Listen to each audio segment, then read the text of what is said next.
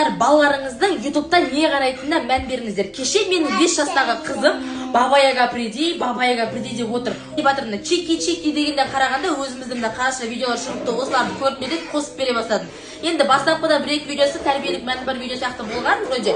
Но кейін бала-шағам уже осы бір аптадан бері түнде ұйықтамай қойды. Кәдімгідей ұйықтап жатқан кезде аңырсып оянып, шошып оянатын болды.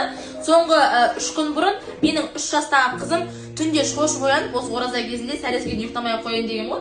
3 жастағы қызым шошып оянды, менің қасыма келіп, айнаға қарай қайта қарай берді, қайта. 5 жастағы қызым есікті жауып қоятын болды артынан. Ей, неғып жауып отыр, ашып қойсай десек, қорқынышты бір нәрсе көремін дейді. Мен ұйықтан ақтарып қарасам, дәл осы сияқты вампир, Аннабель келді, жаңағыда неше түрлі пранктер жасап жатқан видеоларды көріп, мен өзім прям шок болып қалдым. Осылай ютубқа видео түсіретін бірнеше адамдар жазды маған, біздің контентіміз ондай емес деп. Менің нақты